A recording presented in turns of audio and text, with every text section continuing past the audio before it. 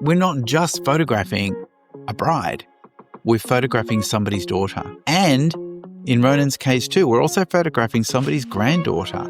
How does her grandfather see her? It goes a lot deeper than just rocking up with the right lens, the right camera, the right off-camera flash. Hey, and welcome to the Difference Maker Revolution podcast. And we have Steve, and we have Jeanine, and we have Ronan here today. And we're going to talk about a very exciting subject. That is how to turn your weddings into multiple client opportunities. Steve, this is one of your favorite things to talk about. I know it is. He's itching. Look at him. He's itching to talk about this. He's so excited. I love this topic. It is, true to my heart, this one here.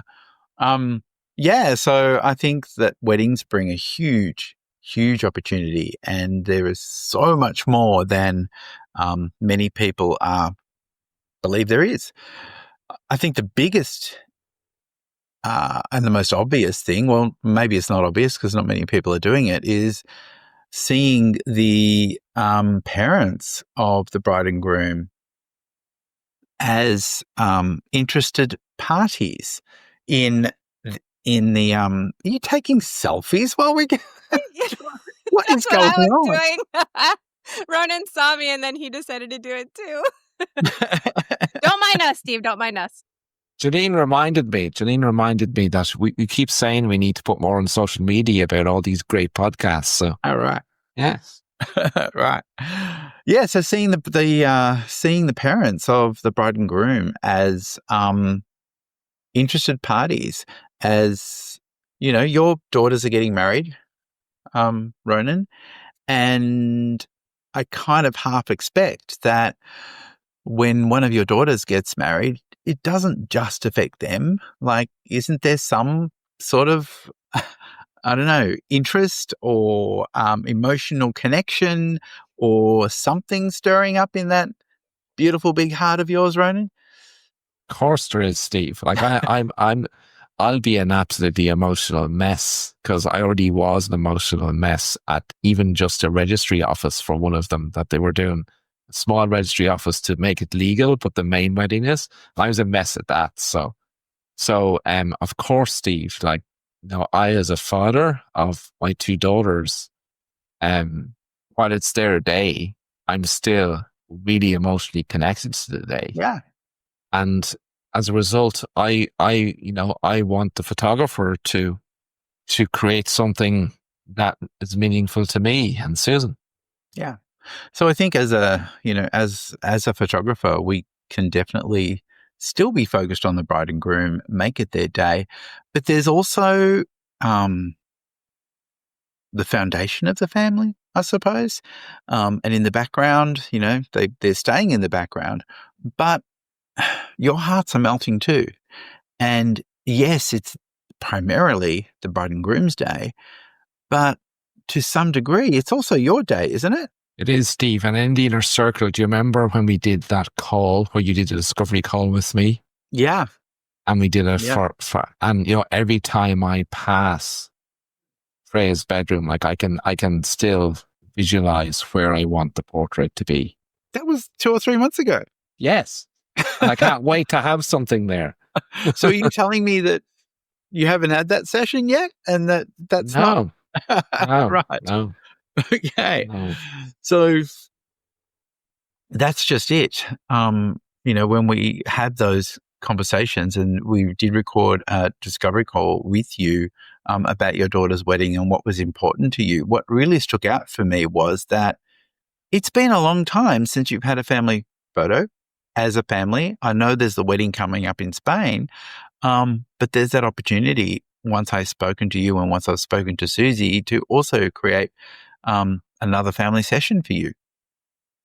Absolutely. And what you want out of that wedding and for what you need in what you want to treasure from that wedding might be different to what Freya or Erin is looking for. from their weddings, because you've got 2 coming up, not 1, but 2. I know. On the 1 year, I love my daughters. Don't you just love your daughters when they plan to get married in the 1 year? But yeah, I know. I said, really? Could you not actually leave at least 12 months between them? You're only 4 months between What was them. the Shakespeare play that was the double wedding? Was that The Merchant of Venice? Where it was like the 2 daughters got married on the same day? Well, that would have been even cool. Right? Yeah. We could have saved a little bit of money on the reception. Well, the only problem is one's in Spain and one's in Ireland. Yeah. They're so different that they wouldn't be able to agree to the same wedding because they're like chalk and cheese personality-wise and everything else. So I don't think that would have worked in this case. But there's that opportunity of, of creating something for you from the wedding. And we can, as a photographer, we can definitely be photographing for the bride and groom, but there's also all those extra shots that we take if we knew what was important to you that we could be doing for you on that day too. Absolutely. And Susan then again, and Jeanine last night on our call, right, when we went really deep into this subject, you could see the wedding photographers on the call, their minds just being blown, right, when Steve was talking about this, and what the opportunity is. And it just makes so much sense, but as they say, common sense isn't very common, right? Steve says it's just common sense, but it's common sense, but it's not widespread. Well, I think oftentimes, wedding photographers, I was one a long time ago.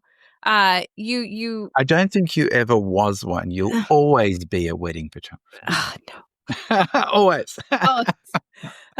Anyways, back in the day, right. Everybody, any of the training you go to, all of the focus on the learning is the bride and groom. Creating the best coverage of the day, creating the best wedding album, creating the engagement session, the signature board. Like everything revolves around the desires and the wants and the needs of the bride and groom. No one ever talks about the parents or the grandparents. And they're the generation that believes in photography. Believes in printed product, believes in wall art. Yes, they are. And they're the generation with money, right? I'm thinking, why does he have a mustache? What's he doing? I know. I was like, what is this? A little violin? Sinead, I was thinking about your grandparents, funnel that you're working on right now to be grandparents in the studio because, they've got the money too, right? The graying population. I can't remember the exact number now, but like 60% of the wealth of America is owned by the boomers, And I'm happy to take some of that. Well, you're happy to let them share that with you, is what you mean. Yeah, no, take it. I'm just kidding. I'm kidding. But yeah, no, Ronan, like to see the eyeballs last night and the little brains like light bulbs and exploding and like, oh my gosh, like I think when you start talking about the topic of, wow, having a conversation with the bride's parents, having a conversation with the groom's parents, because you're right. What you want in the wedding portraits, what you would purchase for yourself is going to be completely different from the bride and groom. It's going to be completely different from the groom's parents. And you should each have your own buying opportunity to be able to get the memories that you want for your home and for your family. But I think that's what takes us off the checklist. Like at the moment, we're on a checklist. Right. But until we start having meaningful conversations with people and until we start embracing and including everybody, how can we expect anyone to embrace us as a vendor, as a friend, as a pillar of support on the day of the wedding and leading up to the wedding? And so I think we're in an incredible time where AI is replacing, H&M just announced that they're going to be using AI models from now on. But this is the stuff that AI cannot replace. It's those conversations and understanding human empathy and understanding that generation that loves photography, wants the opportunity, but for some reason there's no education in relation to or any signal to say, hey, yes, it's the bride and groom's day, but it's not just their day. it's also a really special day for those parents. And when you think about it, Jeanine, and I mean, you've photographed these weddings, when you get a blended family, right? How many families are blended these days? A lot of them. Most of them. Most, Ronan right? is the unique exception here. So when you have a blended family, there's more than 2 Right. You could have 4. parents. There could be 4, and that's an extra 4 clients. And often when we've done this, the parents actually spend more than the bride and groom. By the time they buy 1 or 2 pieces of wall art, by the time they buy a treasure box, maybe an album, they're spending more. And so for that 60 to 80 hours of time that you have to spend on a wedding, you could potentially be multiplying what you're earning by 4 or 5. So, Steve, let me ask you this question, because I think that if I was a wedding photographer listening to this podcast, I'd be like, wow, this is a great idea. I could totally see what you're saying, how these parents and these grandparents are definitely a buying market. But how do I get to them? Well, you need to let the bride and groom know from the very beginning that unlike most photographers, you're not photographing just a dress. Like when I go to some of the conferences, it's almost like the bride is a coat hanger. And there's this wow about this incredible dress. And you're not just photographing a dress that day. Like that photographer that's photographing Erin and photographing Freya, we're photographing somebody's daughter. And who she is as a daughter, what Ronan sees in Freya, and for us to understand her story and who she is to him, surely that's important. Like we're not just photographing a bride, we're photographing somebody's daughter. And in Ronan's case too, we're also photographing somebody's granddaughter. How does her grandfather see her? What does he love about her? What are those things that he wishes for her? And grandmother. And so it goes a lot deeper than just rocking up with the right lens, the right camera, the right off-camera flash, and one pose, mom hug the bride. yeah, right. Knowing who the significant people that are there. So Ronan, if you think about some of the guests and some of the people that will be there, are there significant people that are going to be there? No, Steve, we're inviting a whole lot of people we don't know. The whole audience that are coming, audience sounds terrible. The whole guest, the whole guest list. I don't know them from anybody. I know, I'm only joking. Of course there is. Yeah. And are there people that are coming that may not be as important to Freya? Yes, of course. And there's people that are important to Freya who are coming who may not be as important to us. And of course, my pet. I don't like the word hate because I don't hate anybody or anything. But what I do hate is when photographers offer the parents like a copy of the main album. I've never understood it. I've never understood why we would ever offer the people that are potentially financing a lot of the wedding and have completely different, I suppose, ideas of the wedding. Why would we just print a duplicate of what the bride and groom love? Right. Why wouldn't we sit with you? Why wouldn't we design something specifically for you? Why wouldn't we sit and offer you wall art? Because you're more likely to buy wall art than a bride and groom. And as you said, 60% of the population, your age group, holds most of the money. It just seems silly to ignore it, right?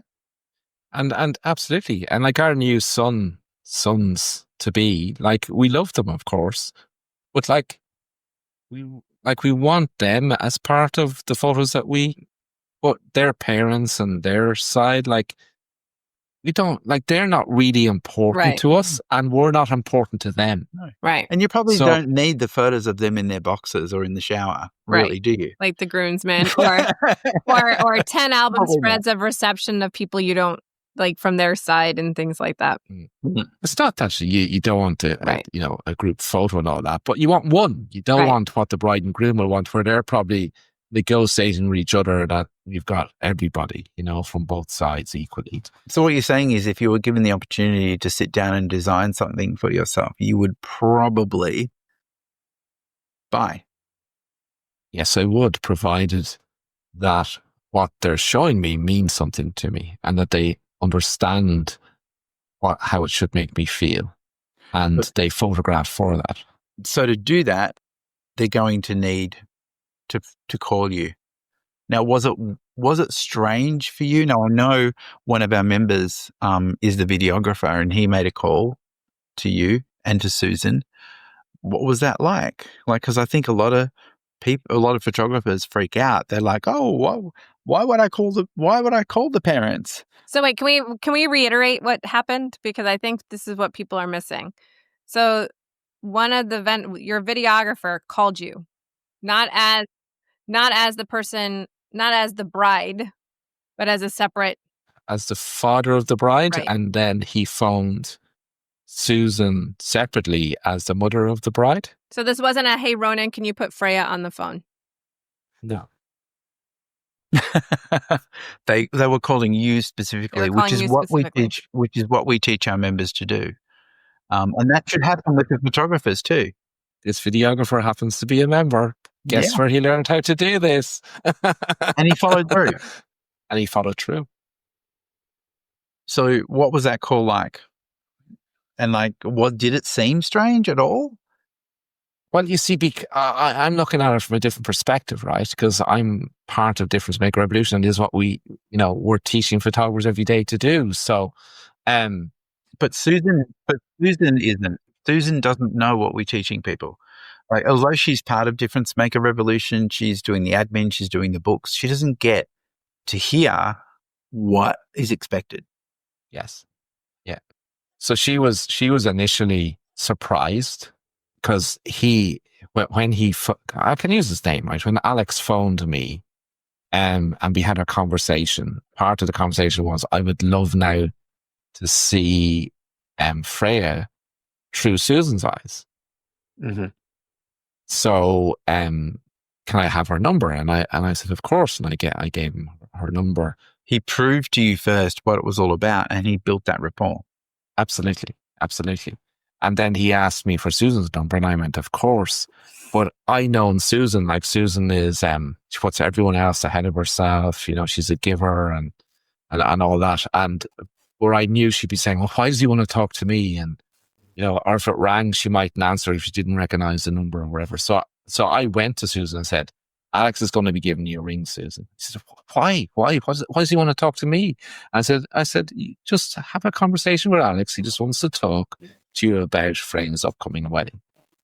So she was then, I said, here's his number. So she then put his number in her phone. So when it rings, she knows it's him. And That's great. That's great. And so now he knows what's important to Susan, so then he can be looking out for that and including that as part of that. I also think that this is an incredible opportunity for somebody like Alex to connect with the grandparents, because your parents have left a legacy. They started the business that you've taken over, right? And I wish I had have done this for my parents, and wish I could do this for my parents. To have a videographer come in and for him to interview them and tell their story.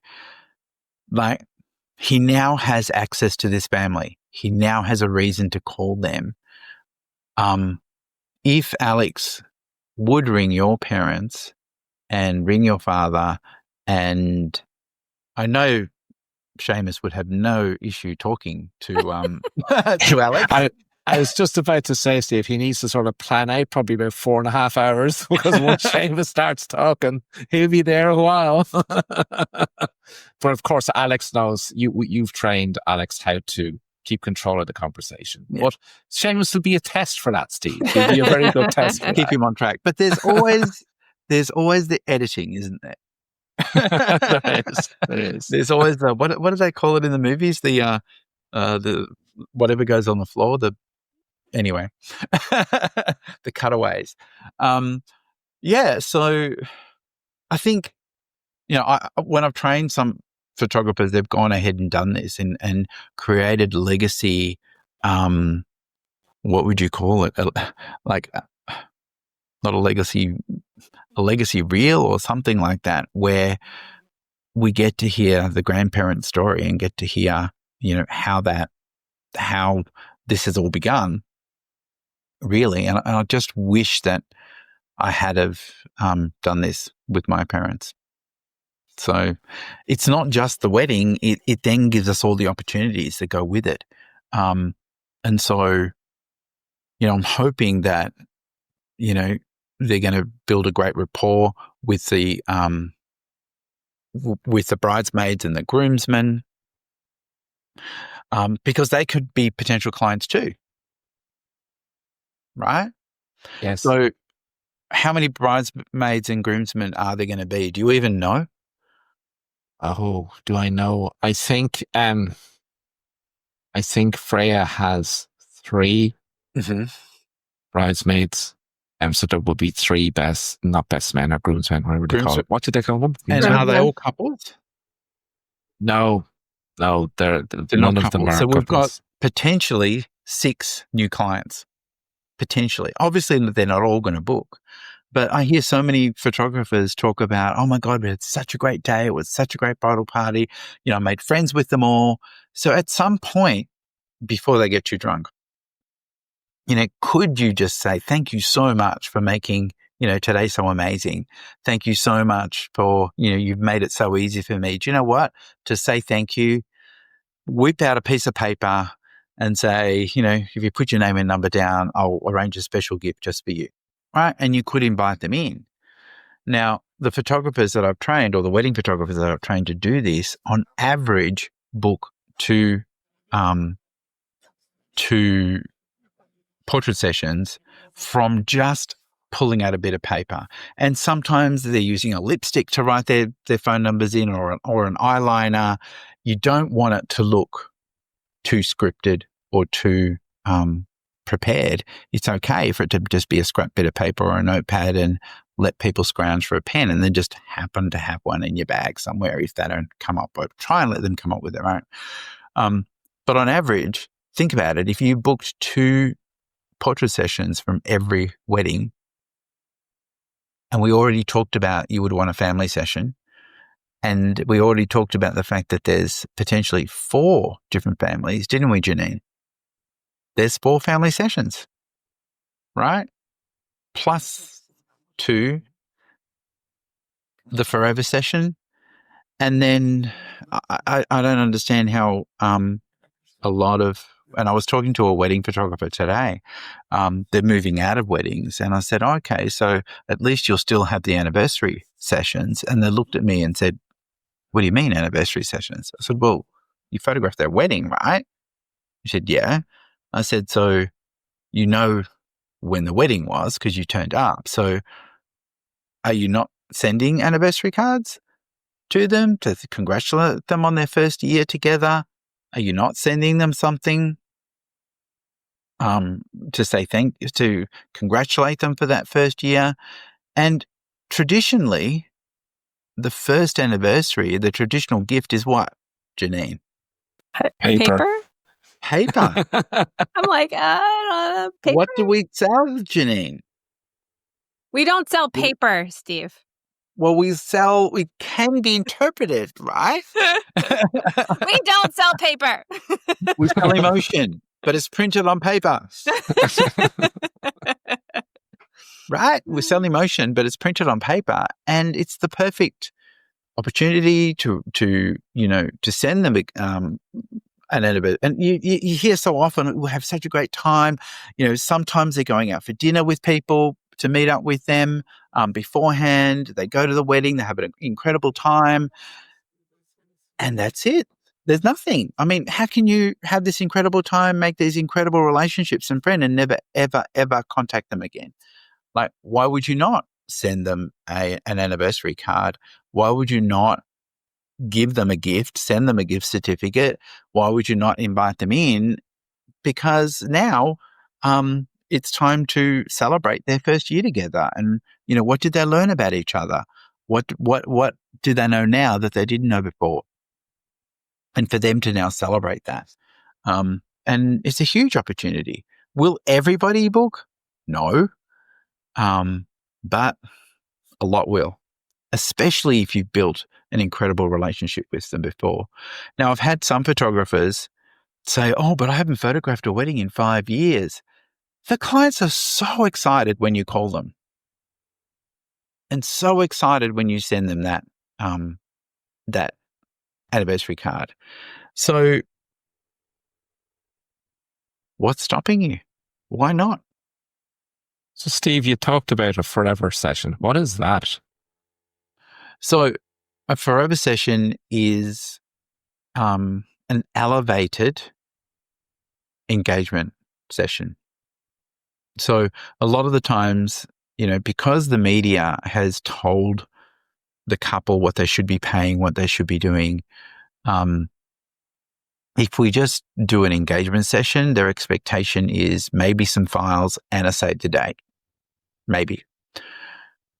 But if we start doing forever sessions, which is a completely, different thing that the media is not clued into yet, it's about who do you want it to be for this person forever.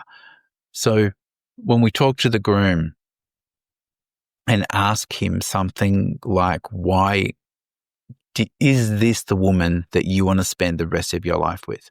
What is it about her that made you know this was the one? And I kind of feel like a lot of couples go through their whole life and never know and never hear it. And so we're giving them a gift and we're really learning about what he sees in this person and what he loves about her. And it's incredible to see the bride's face as we're asking this, because often it's done in the wedding interview. And it's the first time she's ever heard it. And it's a gift. And so what we're exploring is, what are those things that have attracted you, that person? What are those things that have made this person so special to you that you want to spend the rest of your life with them? And what we're creating for these people is they're forever. Who do you want to be? What do you see in this person that you want to hold on to forever? What is the root of your relationship? What is that core belief that you have about this other person and about yourself that you want to hold on to? And the artwork that we create then becomes an anchor for that and a reminder for that.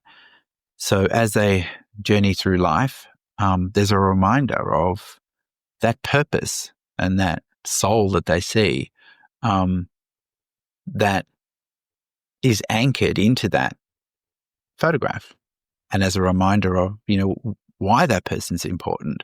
And I think it's great for them to start their relationship. And if we are the people, the photographers that do that, it just elevates our value, elevates who we are.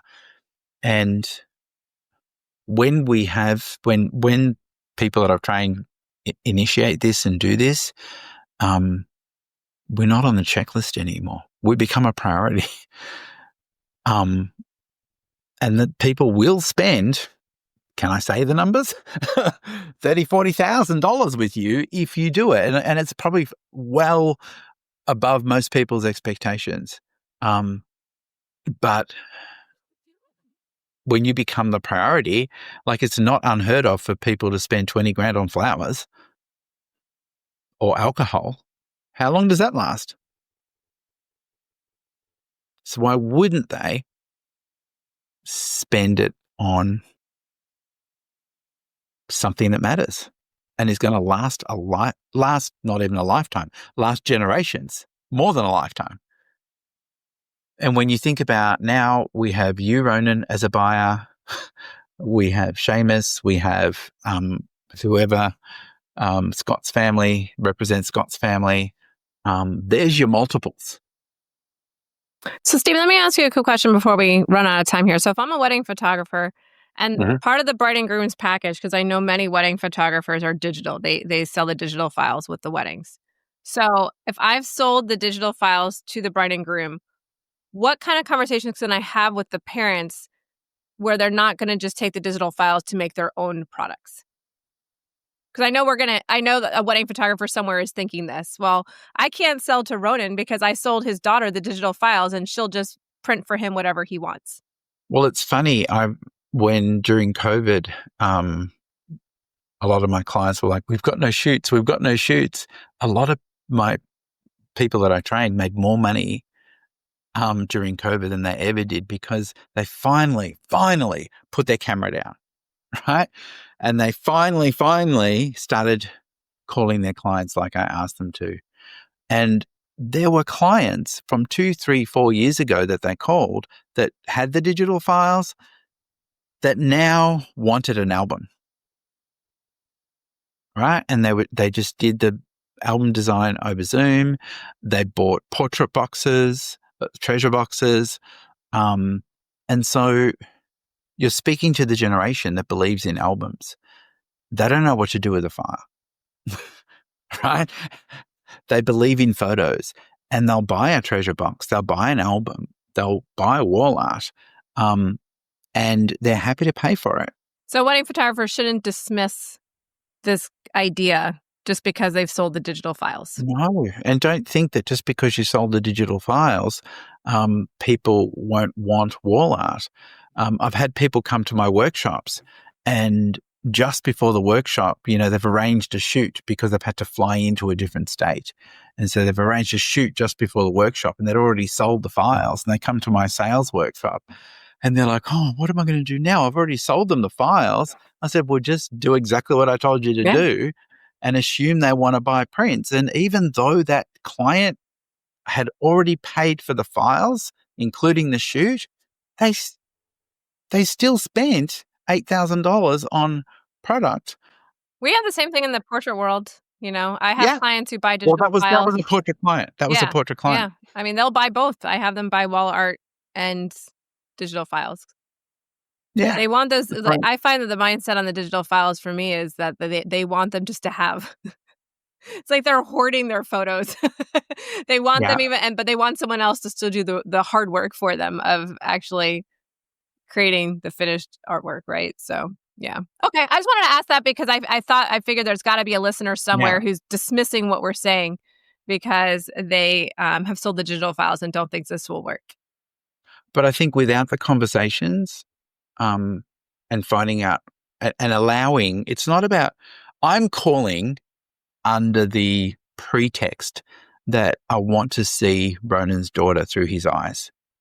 But the reality of what I'm doing is I'm getting him to stop and think and soak her up and really appreciate who Freya is to him and who Erin is to him.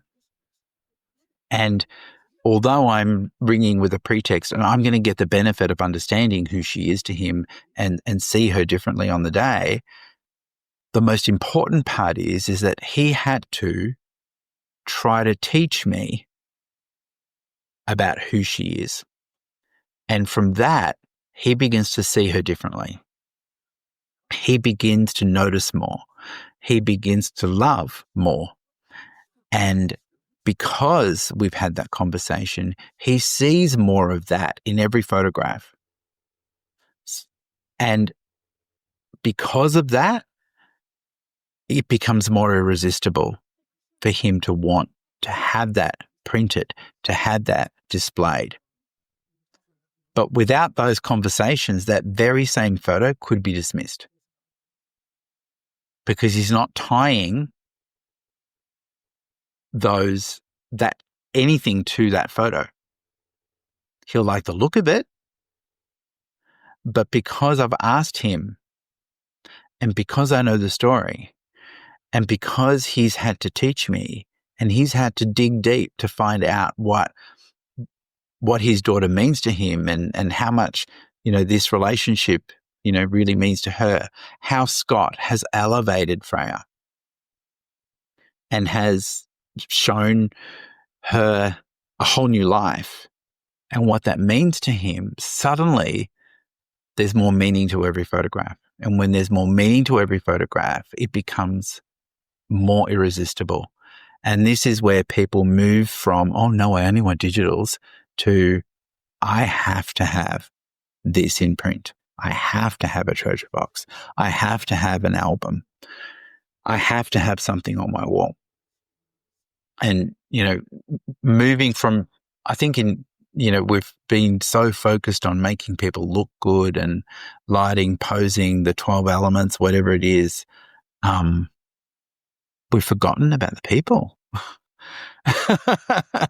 The technique is important, but it should be like the operating system in your computer. It's important. It's there. It's working, but it shouldn't be the sole focus of any photographic experience, because what we're doing is we are capturing somebody's soul. We're bringing something to life forever.